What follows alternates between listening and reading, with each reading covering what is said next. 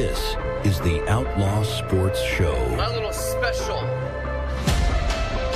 Outlaw Sports Talk. With your host, Spurge. I'm your guy, Spurge. You don't know what the hell I'm going to talk about. As you heard, unleashed, Unapologetic, raw.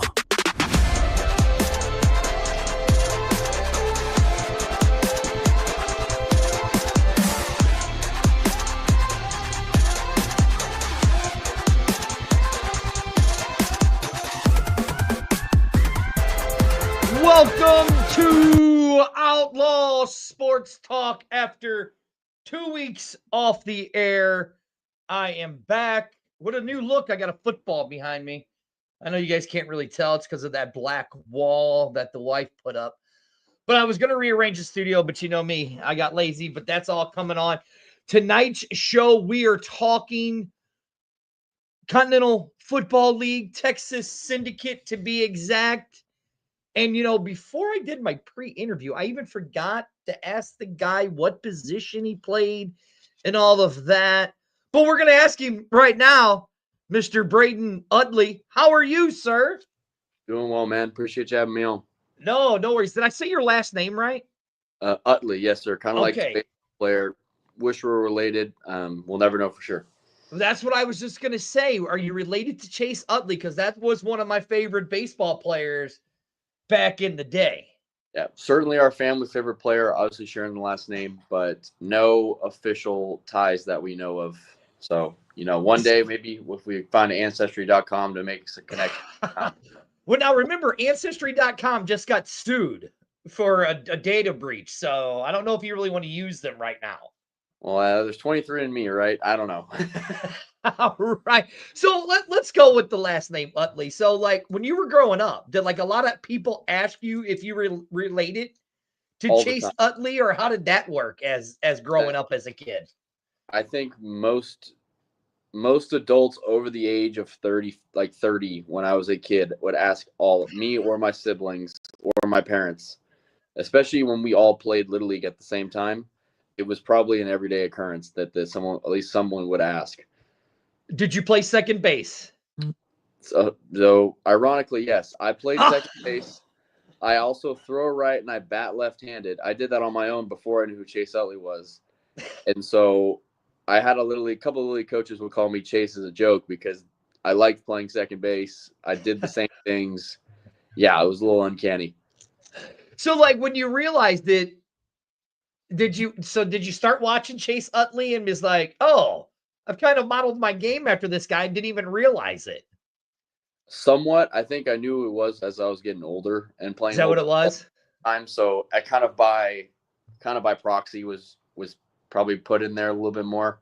So I think, you know, obviously the coach's kid's a shortstop. So if you want to do that, that's not happening. Right, exactly. The Little League format. So then go ahead. As you go from there, okay, you're playing Little League baseball. Was that your first love, Little League baseball? I did love baseball growing up. I think football was always my first love. That stemmed from just kind of being a ball boy on high school games from the time of first grade to eighth grade for my own high school.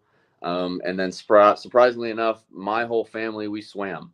So we became a family for the most part, as you know, before high school. Interesting. So you were a swimmer. Yeah, total curveball. Yeah. Okay. So how does a guy go from being a swimmer into football? Because you think of swimmers as these lean physique, you know, the massive chest like Michael Phelps. And as I can see, you're a very broad chest. What position do you play in football? First of all, let's go there. So I'm an edge rusher. So in high school I was really playing like a linebacker. In college I was mainly a defensive tackle, but professionally I want to play on the edge. I'm best as an edge rusher. I'm here to make the next level to play defensive end on the edge.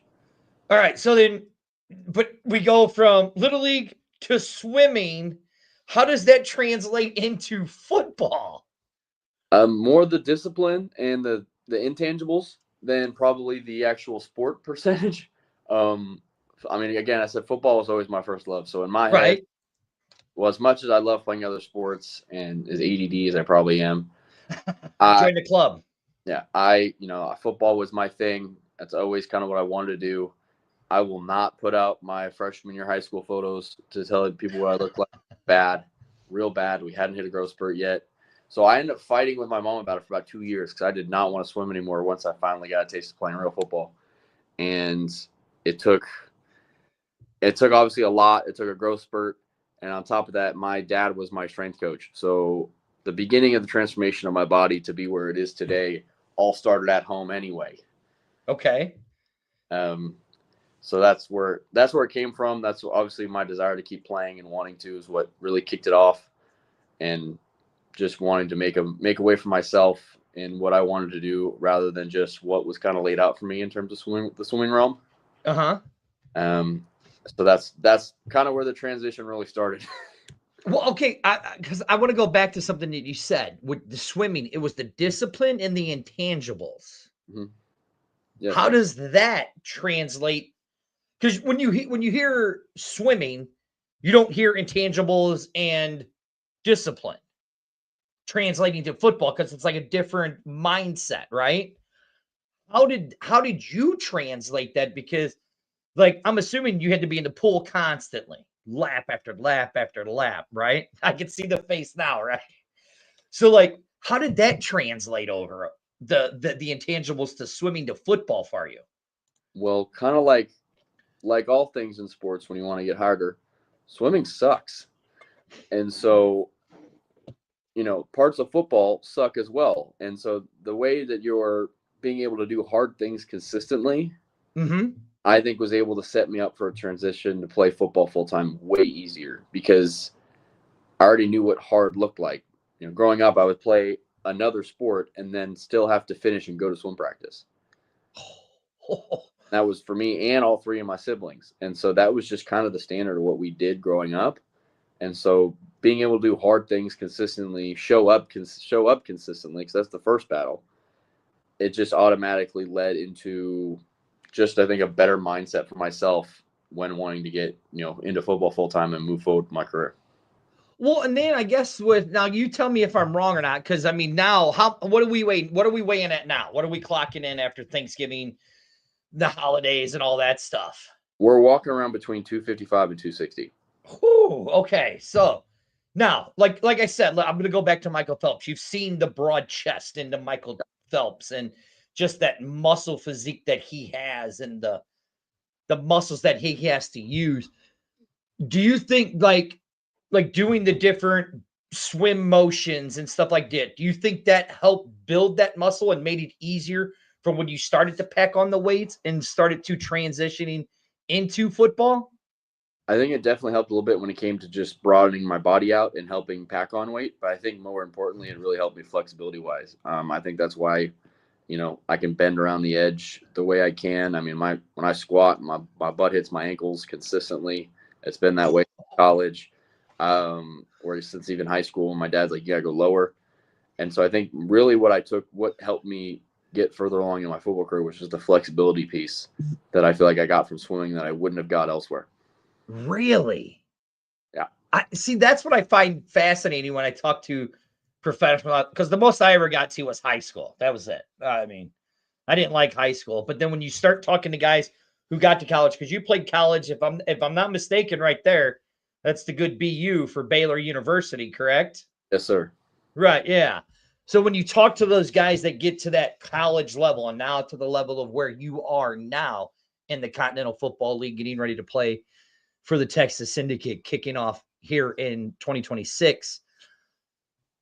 You talk about the discipline and how that helped you get to where it was. When was it that you realized at football that you're like, oh, hey, I could take this somewhere else? Like what age were you?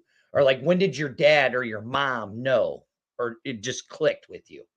When it started to click, I would say I was probably 15 in high school. I mean, I had a little bit of growth spurt. I wasn't at where I am now, but I went from about 140 to 170. I know we're going pretty far back in the timeline, probably more than you anticipated, but I ended up playing both left tackle and middle linebacker on the sophomore team because, frankly, we had nobody.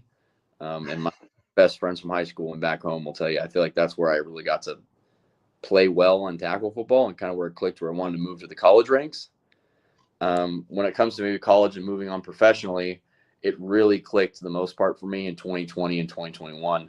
2020 ended up getting to play when things got crazy in COVID. Right. So I ended up probably leading the D-line and tackles and only playing in 6 of the 9 games from injury. And then 2021 started half the season, winning a Big 12 and starting and winning in the Sugar Bowl. So that's when it really clicked that I really could take this to the next level for me. See, and that's what I find fascinating is when guys are like, when it clicks with them, right? And then you said with the injuries, because that hampers a lot of guys. Yeah. And especially, so I want to go back to the swimming. So you did the swimming. Do you think that the swimming kind of helped you recover faster with injuries? Because you're in the pool a lot. You already know motions that you got to do that aren't going to hurt you. Did you use water therapy like when you were injured from your swimming days in your football injuries? We did a little bit when in college, my injury, in terms of like the underwater treadmill stuff or kind of the things that they do nowadays.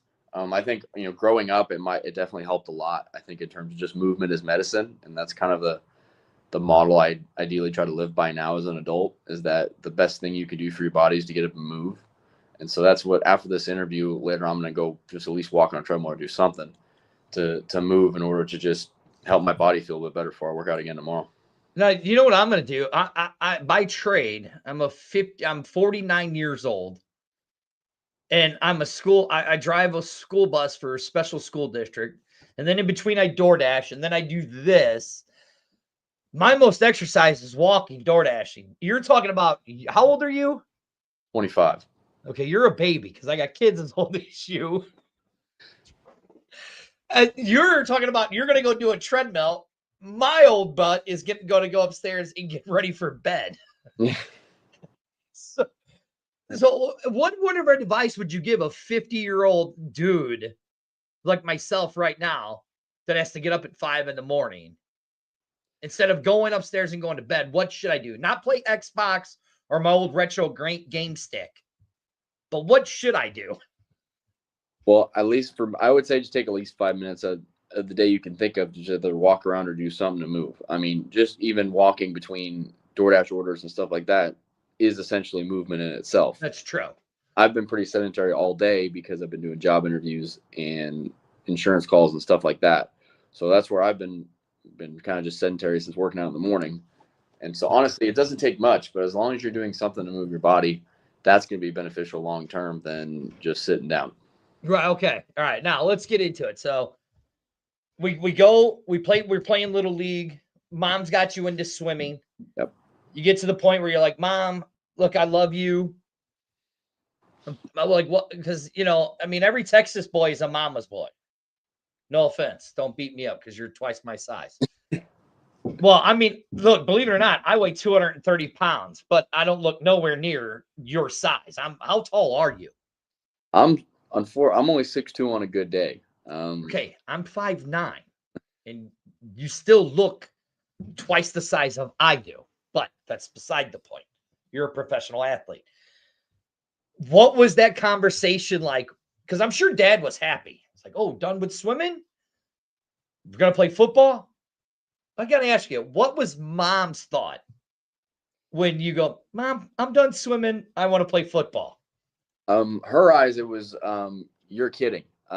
Essentially, to give a little more context, I'm originally from Southern California. Both my parents are educators. My mom herself, she actually swam in college at the University of Arizona, and she was a lifeguard instructor in Huntington Beach for over 30 years. And then my dad was a walk-on javelin thrower at Arizona. That's where they met. So in terms of doing something, at least in athletics, both my parents have been stoked.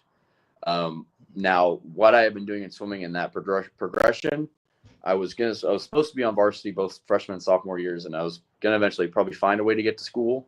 Right. I really wanted it, but I swam JV both years because I wanted to lift with the football team while doing swim practice. I just did not want to do it. So my mom's thought was I'm going to give up a chance to play sports in college by going to football rather than swimming, and just from her just being flat out honest, and that at that time, and obviously they don't look like I do now 10 years ago. My older brother had the height genes. He's 6'4". He ended up playing offensive line at West Point. And then good for him. Yes. And then my younger siblings, one swam in college and the other one's, a student. But so that was her reaction to the conversation was, yeah, no, you're swimming because we told you to.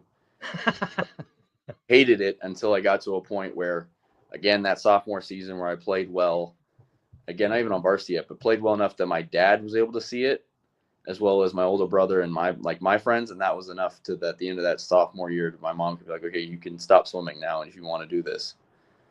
So that's kind of where that conversation with my parents went in order to be football full time by my junior year of high school. So playing multiple sports all the way up until my last 2 years of high school. Okay. So we're in height. We're a junior now. Yeah. We're playing football full time. Still not knowing if we're going to the college ranks or anything like that, right?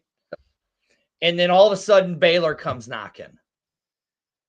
Yeah, not the timing you'd think of. So I, junior year didn't really play. Senior year I ended up playing, I played linebacker all through high school, but ended up playing O-line and D-line Okay.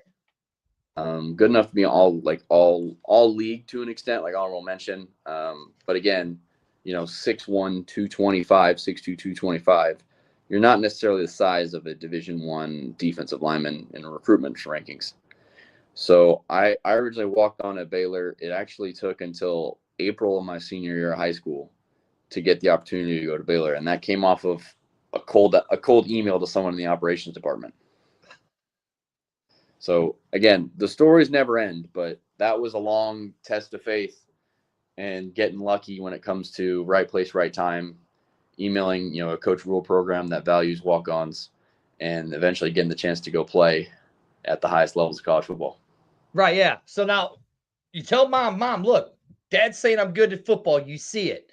She's like, well, you could really go for swimming. So you take the gamble on yourself. Dad takes the gamble. Mom agrees to it. Yep.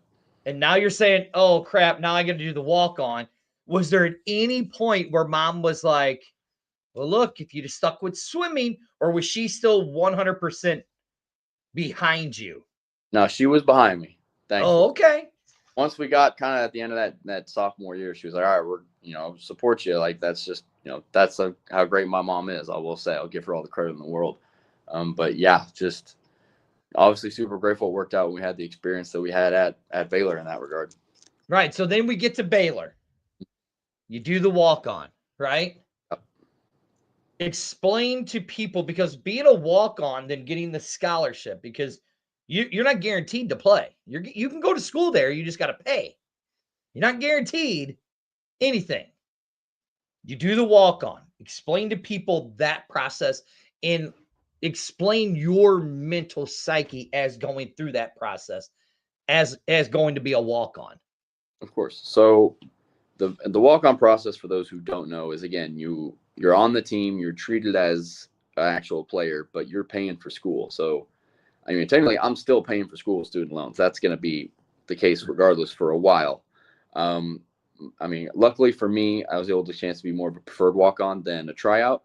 So I got, once I got a, offer to be on the team, I got invited to come to camp August 1st. And so I kind of came in, again, a little bit later because I wasn't really able to afford those kind of summer classes to get into lifting. So I ended up showing up right when camp started.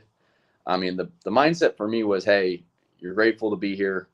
You're going to work your ass off to make sure that, they never cut you. I think the first camp mantra on myself, what I wanted to do was don't give them a reason to cut you. So do everything you can at the best of your ability, and you're going to see what happens. First year, especially knowing your first year, like I definitely wasn't going to play. I wasn't college ready by any means. Right. Knowing that you're going to have to find a way through practice and special teams to eventually get on the field. Whether that takes a year, it takes 4 years. If you got to go JUCO after 2, if you can't pay for school, whatever the heck's going to make it work. Once you get in the door, your foot's in the door. Okay. So you're still paying for, like you said, I'm not paying, I'm walking on, right? So you going through all that turmoil, that angst, like you said, my motto was don't do anything for them to cut me. Mm-hmm. Then it comes to cut day. How does that go for you? You didn't get cut, but how did that go for you? I think luckily for me, it was after a few weeks of camp, it was known that we were going to be on the team. I think also the culture of Coach Rule at the time was, he values walk-ons, and so therefore nobody really actually got cut, at least in his program and the way he operates. I'm only guessing it's the exact same thing in Nebraska now. So I think once getting into camp and getting through some practices and kind of getting the worst out of it, it was easy for me to know that, hey, you're not going to get cut for poor performance. We're going to put you through a lot of work, but we're going to help you get to the best level you can in the time being that we have you. All right, so you're there. You're not getting cut. You said you didn't play a lot your freshman year. The first time you stepped onto the field to play your first game as the starter, was mom and dad there? Like, what was that emotion for you? Because, let's not get it twisted. Baylor's a big school. Everybody, we all know who Baylor is. Even if you're not a college fan, you still know who Baylor University is. You're walking into a big school. You're getting that first time. What's going through your head when you step on that field to play the first time? Yeah, first time I played was 2019 on special teams. I ran I was in the punt unit as kind of the middle shield guy taking hits, but I was excited to even get a chance to be on the field. Didn't realize I was going to get that. And in my eyes, it was fairly quick to get on the field by my second year.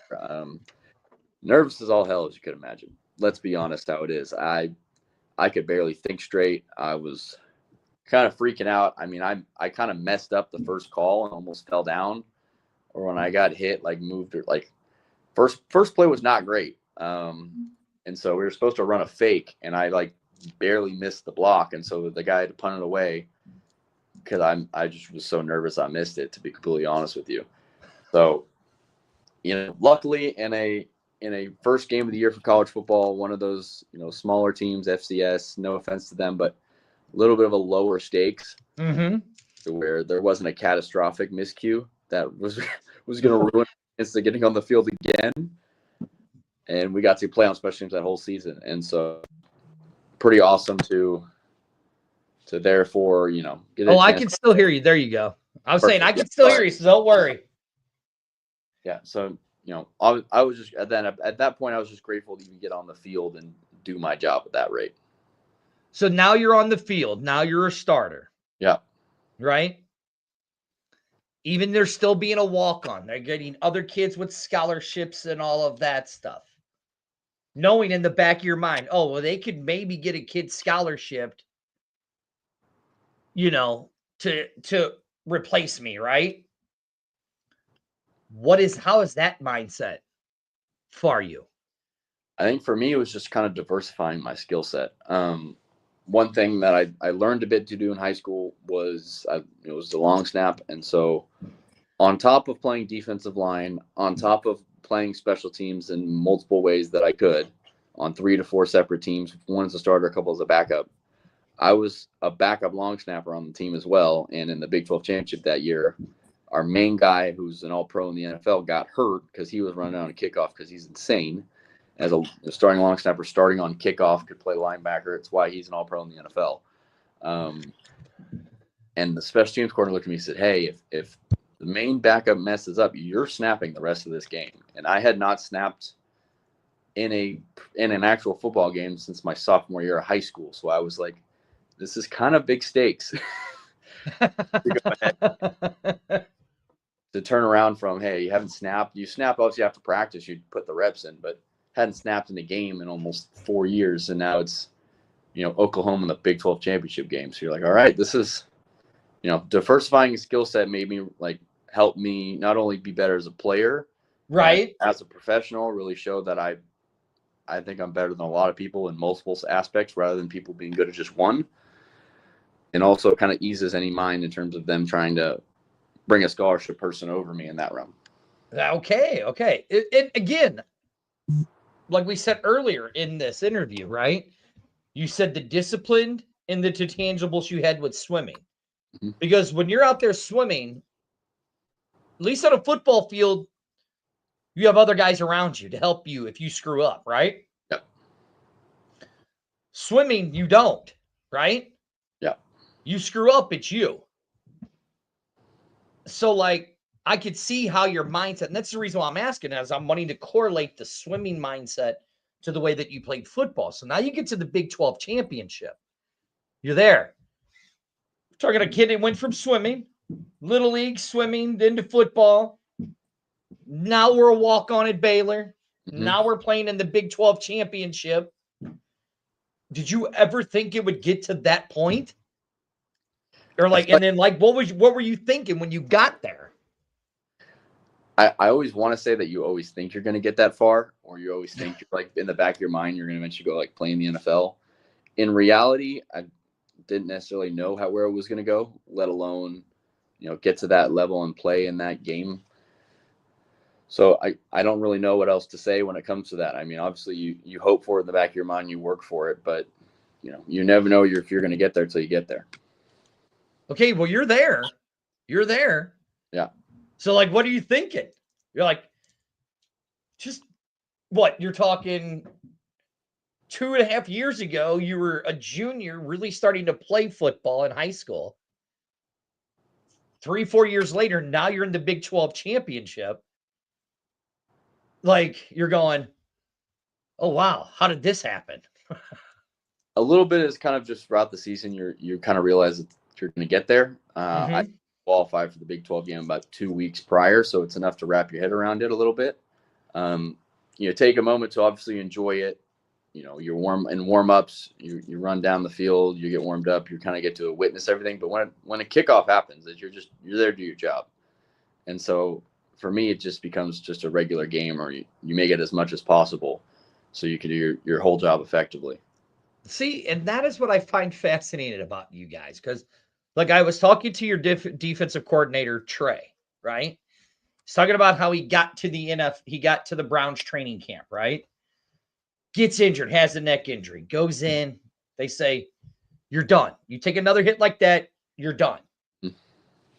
And he said it took a little bit for him to wrap his head around it. But then he said back and he appreciated all of it because of how it looked, right? That's what I find so fascinating about professional athletes is you guys have been in such big moments. Like, explain to the common folk like us who haven't been in those big moments. I mean, my biggest moment was on the stage in front of about 10,000 people at the home opener for the St. Louis Battlehawks in 2020 with a bunch of fans. Nothing compared to you, but like, how do you guys wrap your head around that as a professional athlete or even a college athlete when you're walking into these stadiums in massive crowds? Like, what is that mindset like? I think it's a good question. I don't think I've really ever thought of it that way. I think for me, I guess, the way I started at Baylor is you kind of take at least a moment to appreciate where you are and just say, oh, thank God for how lucky I am to have this opportunity. But you got to know that you got to do your job and play the best of your ability to enjoy it to the fullest. You know what I'm saying? See, and that's what I find. That's what I find so fascinating about it with you guys. You guys are so like, I'm here. This is what I've worked for. Now I'm going to live the moment. You live in the moment. All right, we get done with Baylor. Now life hits you. You're like, okay, what am I going to do now?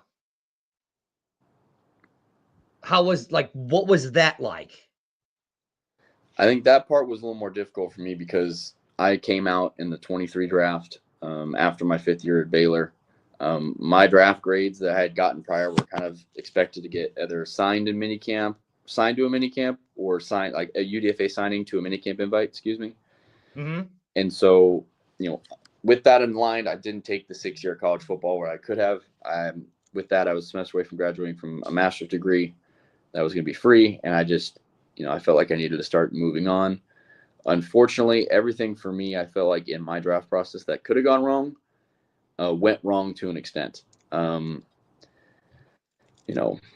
was partially training up in Dallas, partially still in school because school wouldn't let me leave in order to train full time. Like I was still going to classes when I needed to. With that, when I was doing testing stuff on the laser, I ended up being 0.2 or 3 faster in every single drill in training that I ended up being the day of. I'm not sure how that happens, to be completely transparent. Also declaring a little bit late. I think a lot of scouts thought I was still going back to school. Right. Coaches even thought I was going back to school because of, I hadn't made a decision. I had declared more of my intentions with like my D-line coach and some people on the staff that was my plan, was to still go and give it a shot. But at the end of the season, I was just weighing my options. And so it was kind of up in the air a little bit. My agent at the time said there's kind of a website that everyone in the scouts use to know people who are prospects, and I somehow wasn't on it. So there was parts of the thing where people didn't really know it was coming out. My pro day wasn't the same as much as I had been training to, as much as where I was already at. And so that's kind of where it all kind of went wrong for me a little bit in that regard, and things that both I can control and I couldn't control. And so even with a little bit of interest from the Bears from minicamp, I fell out entirely. And therefore I ended up having to go back home to California and figure it out. And so my football career has been on the back foot to an extent because of that, to where it's been harder for me to get into the CFL or the UFL. Right. Now, you see the UFL and the CFL, right?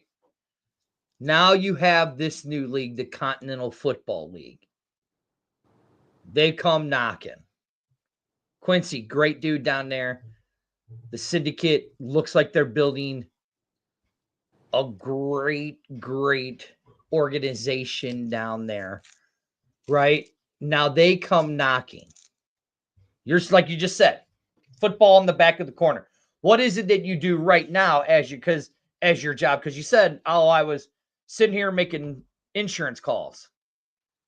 Yes, sir. So that was just more of an insurance just claim thing is on this other end. My role where I ended up moving out to Austin here was to be a recruiter in the network internet service provider and telecommunications space. Okay. I thought you were selling health insurance. That's why I said insurance. In between different roles, finding, both in sense of trying to find my way professional football wise, but also in the professional world as well, because, at this level, you can't just do one thing. You can't just do the football realm financially when you're on your own. Right. Been, finding my way and building up my skill set as a professional away from football and those things while still pursuing a chance to play. All right. So now the Continental Football League has called you, right? Yes, sir. You're like, at first were you like, what is this? Who are you guys? Or like, what was that call like because I don't know if it was Quincy or Ned who had called you. I'm assuming it was one of those two, right? I think it might have been Ned because he set this up, right? So it was Quincy. So okay. A backstory of that is when I first came to Austin, I had signed with the IFA and the San Antonio Caballeros. Yeah. After my first pro season of being an indoor, because again, logistically, it made sense for me both to work and pursuing my football passions. To a point of before that IFA season, I was still talking to Winnipeg after a tryout with them. That league fell apart, but I had met Quincy and his son through them because we were all on that team together. And so at least you didn't get stuck in Mexico. When all that fell apart, I went and played in Mexico, which I want to be an edge rusher. I ended up making all pro as a D tackle and winning a championship. Wait, did you play for the Mexico team? I did play. I played for the Mexicas over the summer, this past summer, down in the LFA. Oh, not in the IFA though. No, not in the IFA. Okay. The actual Mexico Professional Football League that's a little more reputable than the IFA. Thankfully, I was, in the chaos of that, I had taken calls to potentially join that Mexico team, or I was going to go back to indoor. And to be honest, the last thing I wanted to do is go back to indoor. And so with that, had a last kind of chance grab to go down to Mexico. They flew us out 24 hours before the first game. So we landed elevation in Mexico City on a Saturday. We're playing on Sunday. How was that? That was a little wild. That took some adjustment. It took about 2 weeks for your body to adjust because Mexico City is 2,000 feet higher than Denver. Right. But yeah, so had a successful season there, enough to keep the CFL talks going, but haven't necessarily come to fruition just as much as I would like to. And so therefore, when this thing opened up and the syndicate was in Austin, I ended up hitting up Quincy, and we're like, yo, I'm local, I'm definitely an asset to someone who would still benefit from this type of league. And so that's kind of where, while everyone's pursuing obviously to get into the UFL, CFL, NFL, that's where I had an opportunity to join the join the kind of the COFL and be a local talent that's going to be certainly a massive asset for the team. But now I want to go back to something that you said. You played in the Mexico team. You said they flew you out 24 hours before the game. Yes. You play the game. Then you say it takes you at least another 2 weeks to even get used to that. Yep. Because, like you said, they're at 7,200 feet above sea level. How, as a professional athlete, do you adjust to that just enough to even play one game after being there for 24 hours? You just got to, get the helmet they give you in the moment and strap your pads on and do it. That was the case for, in the LFA, for those who don't know, you have about 16 American imports per team usually. Correct, yeah. We had 12 in ours, and they flew out all of us within 72 hours to 24 of the first game. So as you can imagine, in a foreign country, it's just chaos for something you're used to in America. So the core group of guys that we had that were imports really kind of came together to kind of get through the hard stuff as one, in order to then, get into the team, kind of get to know the guys as soon as we could, and develop relationships to play together to then go be successful in the field. So some of it is just you got muscle memory. So I had signed about 3 weeks before the season started to play at the end. The Thursday before the game, they text me, hey, you're playing D tackle. Like, this is where you're going to play like at least week 1. So it's just kind of, you go back to what you know and you just go play football. And the adjustment piece, you just gotta get through the suck, in a sense of, you're in a great, the Mexica's great staff when it comes to Coach Felix, the rest of the coaches, Coach Tosco, the strength coach, in terms of getting you acclimated to the altitude and to the team as soon as possible. I mean, the guys down there are absolutely incredible, not only great players, but also great people. And so that part, because of them, became much easier and able to then give you kind of the structure to get acclimated and get playing the best you can while still adjusting to everything at once. Like, I'm trying, like you see the stories about like climbing Mount Everest, right? Where you got to sit at like base camp for like 2 weeks just to even get used to that level. And then you move up a little further and you sit up there for a week. I mean, you literally went from normal altitude to almost 7,200 to play football in less than 24 hours. Like, how did your body feel after? Because that's what I find fascinating. Now, like, how did your body feel like after that game? It was a little rough. Luckily, they had a little bit of oxygen on the sidelines. So I know specifically myself and Colby, as our middle linebacker, we both were using that the most because we were kind of thrust in pretty quickly. Right. So that helped. I mean, certainly needed that recovery day afterwards to know where my body was at. But overall, I mean, as much as it sucks and you can't breathe for a while, it gets better. So like when did it get better? I mean, the body, you were probably wrecked the next day, right? Yeah. You were probably just laying there in bed going, "Oh my God, I'm in pain." Like, when did you actually? And then you probably had to go practice on Tuesday, right? I think we Tuesday or Wednesday? Went back probably Monday, Wednesday, Thursday was the practice schedule. We might have had the day off that Monday. I can't fully remember in terms of the time, but I don't think it started to fully feel a bit better until after game 2 when we played in Guadalajara. So that was back to 5,000 feet. So it felt like it was sea level almost.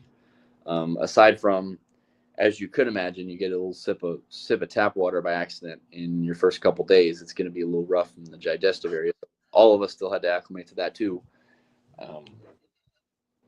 So again, everything about kind of the way the season was down there was chaos. You know, if you're traveling by flight or even by driving, you're doing the day of the game for the most part. So right.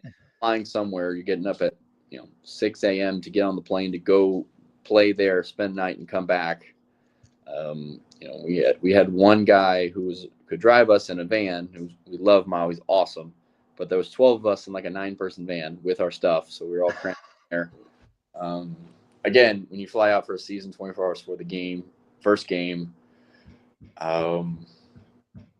it was chaotic. It was chaotic. Dude, you're a machine, bro. That's just you brings people together. I'll tell you that. Chaos will bring people together. And so ended up finding the secret formula to be the best we could, and that's how we ended up on top this past year. Right. Okay, so now you come back in Austin. Yep. Right? Continental Football League, the syndicate right there, right? Yes, sir. You're like, I already had the talks with the Winnipegs, right? But now Quincy calls you and says, hey, you're like, hey, I'm right here in Austin. That's what this league is all about, is building that community base. Exactly. Of the team, right? Like I was supposed to be down there for the meet and greet this Saturday that you guys had, but we ended up getting 4 inches of snow, shut the city down basically in St. Louis. And then we got another inch of snow last night. That's why I had to cancel the interview because I was out till 6:30 driving kids home on a school bus. Can you imagine that? Can you imagine that, driving kids home in a school bus in snow on ice? Yeah. Isn't that ridiculous? But that's beside the point. Quincy calls you. Let's go back to that phone call. This is an unproven league. Unproven league, right? Yep. But here you are. You're taking a shot in a high school. Then you took the shot to do the walk-on, and it succeeded for you. Now you're here with the Continental Football League. An unproven league, like you said. The IFA was chaos. You went to Mexico. That was great. Quincy calls, says, Braden, I want you on my team. How does this all go? It kind of goes towards, a lot of it was kind of getting understanding of what it's going to look like. And I think obviously both from Quincy's and myself's perspective of, is this going to work from a league perspective? And so some of that's a little bit of trust. I certainly have faith in Quincy. I certainly trust him as an owner and how he's putting this together. And so that is kind of how the conversation went to getting on board, is because, again, we went through the chaos of what the IFA was and how it all fell apart. And so kind of understanding maybe some of those pitfalls were, and now trying to have trust in him to make it happen, is why that conversation went the way it was. And here we are today.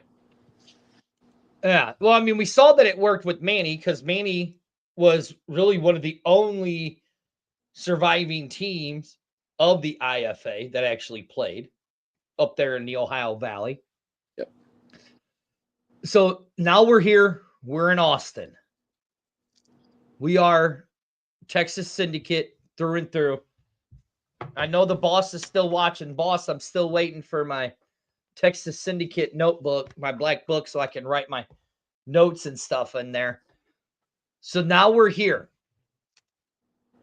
To me, the reason why I like this league so much is it's about fans, and it's about being in the community, where a lot of these other spring leagues haven't done that stuff yet, right? Yeah. How important to you as a player is that, being in the community out there and stuff like that? Like, how important is that going to be to you?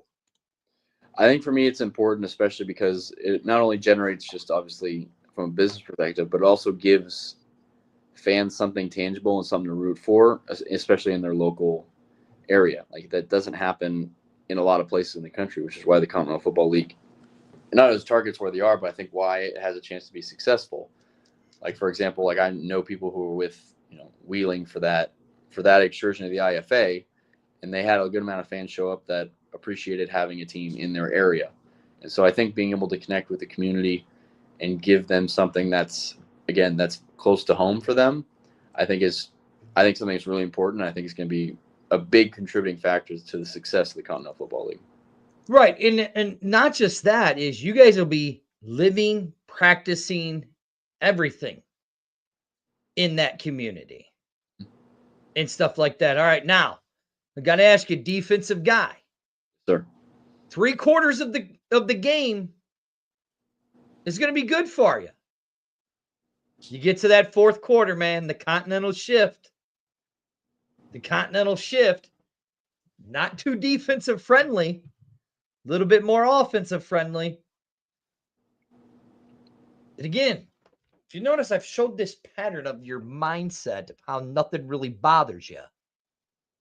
How are you going to deal with the continental shift being a defensive guy when it's geared for the offense? Like, how does that change your mind? To be honest, I think it's more of an opportunity for teams like in the CFL to see that your skill set will translate to their league. So again, talk about nothing bothers us. It's more of, hey, this is more of an opportunity than it is a hindrance. I mean, it's going to be harder to win games in the fourth quarter from a defensive side, sure. But, you showed success in the fourth quarter under new rules and new, like in CFL regulations. That film then is translatable to then give you an opportunity there. See, and that's what I like. You're just like, hey, it's an opportunity. It seems like everything in your life, you've just taken it as an opportunity. Is that what I'm getting at? We've certainly tried to. Yes, sir. This is the Outlaw Sports Talk. I'm Spurge. Right there, it might be my new favorite player. When he gets a jersey, I might want this guy's jersey so I can hang back up here on the wall. Braden Udley. No relation to Chase Udley. We've established that. No relations to him. But now, okay, so imagine this. You're sitting there and you're in the community, right? And you got kids watching you play the game. Okay? And let's just say you're out at, I don't know, what's like a favorite local spot there in Austin, Texas? Just say you're kind of at like a barbecue joint or, like a Pete Terry's or something like that. All right, you're at Pete Terry's. That's the one we'll use, right? Little kid walks up to you and goes, oh my God, it's Braden. Whatever number you are, right? We're just going to say 99. Oh, Dad, it's 99. Can we go over and talk to him, right? Like, I think that's what's great about the Continental Football League is that you guys are going to be in that community. Yeah. So, like, that happens to you. What are you going to do? I'm just kind of going to be myself. I think off the field, I'm a little more of a friendly, kind of easygoing kind of guy. It's not the case on the field by any means. No, it's not. Exact opposite. But, to be honest, I'll be friendly to whoever. And that's kind of the way I operate. So, again, that'll be just a cool interaction should it happen here in the future. See, I mean, but doesn't that – because, like, there's nothing against the UFL, nothing against the NFL, right? Nothing against – I don't know how they do it in the CFL. Well, they're in their communities, right? Okay, NFL players, they're not. But you guys are – because as Quincy – or not as Quincy, but as Commissioner Kelly and Manny has said it and Quincy has said it is – you guys are they want to build this league into like the minor league system and the feeder league for the NFL, but they also want to have that community where you guys are that community.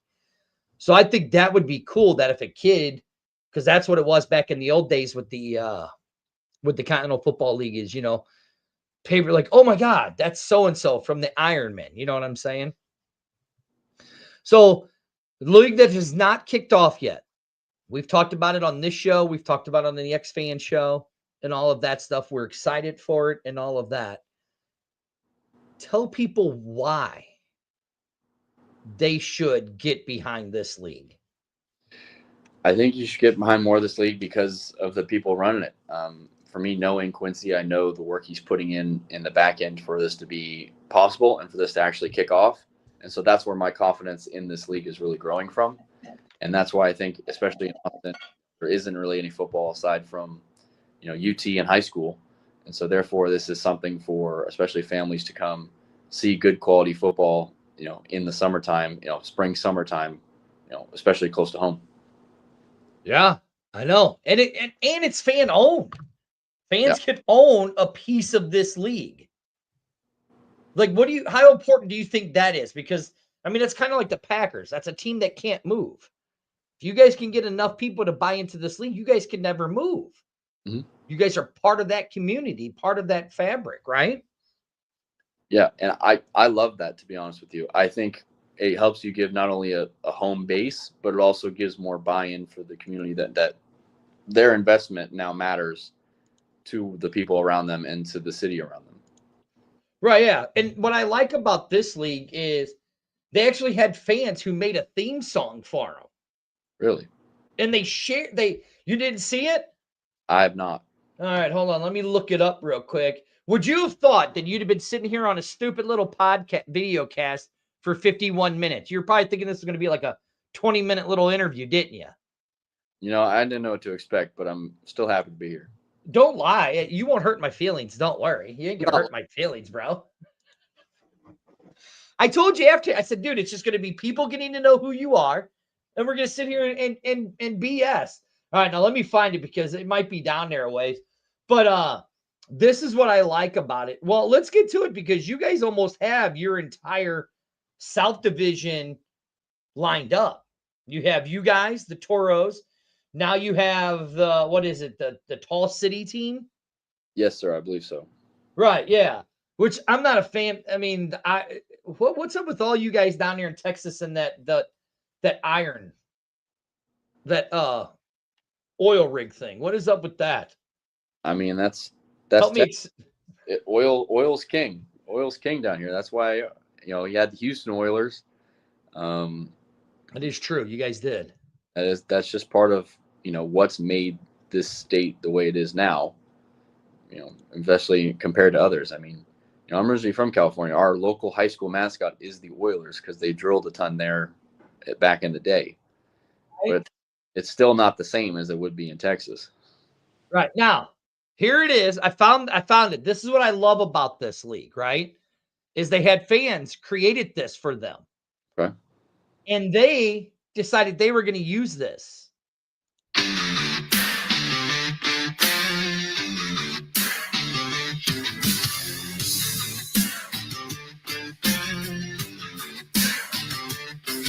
Don't bow down to the money elite. No boardroom suits, no backroom deceit. Not too bad, is it? Community owned, built from the ground. See, that's what I like about this league is that it's the community owned, like they said, right? Yeah. But they're letting fans say, "Hey, let's try this. This is what we like. Here's what we made for you." Yeah. What does that mean to you as a player? I think it's cool. There's that buy-in for sure. I think that song alone kind of, to me, in my opinion, beats the indoor war song that was the IFLs in 2024 for a long time. My family, you'll love it when they were watching games. That thing would come all the time. They're like, dude, this is not a good song. And so, not only is it, I think, a good song, but I think it also just shows that there is going to be some real support for this league. Then I think everyone from fans to coaches to players maybe didn't have beforehand when it came to the IFA or other, whatever independent football leagues or stuff like that's been started up before. Right. Yeah, exactly. All right, bro. Well, here, you said you got to go walk, but we're going to end the show here, but stay on because I do need to talk to you about something. Okay. But we can't do it on air. We can't do that on air. It's nothing bad. It's just, I need to ask you a couple questions about the Austin area. Yes, sir. But yeah, tell people where they can find you and all of that stuff first on all your social medias and all that before we get out of here. Perfect. So you can find my Instagram is going to be Braden Utley with an underscore at the end. My Twitter X handle is my first and last name. When you have a more unique name, you can get away with that. My YouTube page with all my highlights for my football career is going to be, you look up Braden Utley on YouTube, it's going to come up as one of the top things. So it has, some of my college film, not all of it. And then it's going to have everything from indoor to Mexico this past season. So go check it all 3, go follow. And you got any good feedback on film, let me know. But yeah, that's where you can find me in all socials and LinkedIn even. So yeah, there you go. Well, don't forget in 2026, they can find you on the football field playing for the Continental in the Texas Syndicate. Yes, sir. You'll see me everywhere. So obviously I played D tackle in college. But now, I'm really a defensive end, 6'2" on a good day, 255, 260. I can win with speed, power, technique. I'm going to win all across the line. You can go watch my film in Mexico. You'll see me get a sack from almost every part of the line. You're ruining from centers to tackles. I covered kicks and everything indoor football wise. I even covered receivers, in man coverage from a defensive line stance in indoor. I can do everything.